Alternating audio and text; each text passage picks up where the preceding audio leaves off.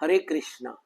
जो लोग भगवान की भक्ति पूर्वक सेवा करना चाहते हैं, भगवान भी उन्हीं के पास ही रहना चाहते हैं। एक बार एक गांव में एक महिला के ठाकर जी थे और उनकी सेवा किया करती थी।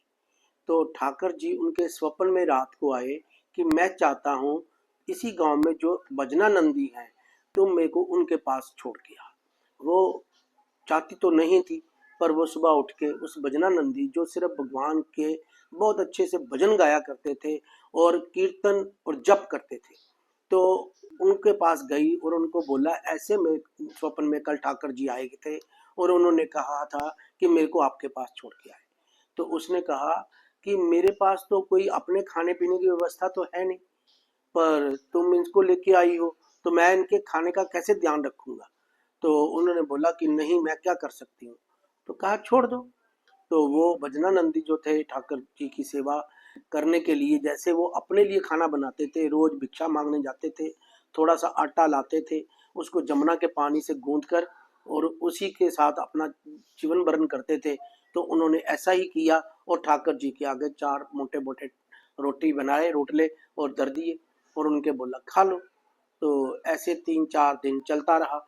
तो ठाकर जी रात को उसके स्वप्न में आए कि वैसे तो मुझे कोई तकलीफ नहीं है तुम्हारे यहाँ, पर ये रोटी जो सूखी सूखी बनाते ना, इसमें अगर तुम नमक भी डाल दिया करो तो मेरे को अच्छा लगेगा। तो उसने कहा ठीक है चलो कोई बात नहीं, कल भिक्षा में आटे के साथ नमक भी मांग लूंगा। उन्होंने नमक भी भिक्षा में ले लिया शुरू कर दिया। तो फिर आटे में नमक मिला के रोटला बनाते और वो उनको दर देते और वो खुद खा भी लेते उसके बाद। तो ऐसे फिर 3-4 दिन चलते रहे। फिर ठाकर जी उसके स्वप्न में आए। उन्होंने बोला कि ये सूखी सूखी रोटी ना मेरे गले में अटक जाती है, तुम इसको घी से चौपड़ दो अगर तो बहुत अच्छी लगेगी। तो कहता भाई अच्छा अभी आपको घी भी चाहिए, चलो कोई बात नहीं, तो कल से घी भी मांग लिया करूंगा। तो उन्होंने घी भी भिक्षा में मांगना चालू कर दिया। तो इस प्रकार वो घी से चौपड़ के रोटी उनको लगाने लगे भोग। तो चलता रहा। 4-5 दिन फिर बीत गए। तो उसके बाद फिर ठाकर जी आए। अगर आप 2 आलू सूखे, सिर्फ 2 आलू भी मांग के उसकी सब्जी बना दो तो मैं ज्यादा खुश हो जाऊंगा। सुबह उठे, ठाकर जी को उठाया उसने कि चलो तुम यहाँ से निकलो, तुम तो हमारी तो फरमाइशें बढ़ती जा रही है रोज रोज। पहले कहते हैं नमक वाली चाहिए, फिर घी वाली चाहिए, अब सब्जी वाली चाहिए, फिर 56 भोग मांगना चालू कर दोगे, जाओ मैं तुमको वहीं छोड़ के आता हूँ। तो वो ले गए उनको वहां छोड़ने के लिए। वहां जैसे ही पहुंचे तो ठाकर जी प्रकट हो गए।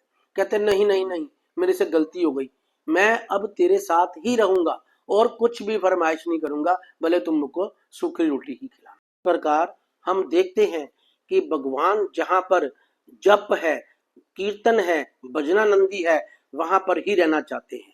भक्ति पूर्वक कोई भी वहां कहीं भी उनको अपने पास रख सकता है।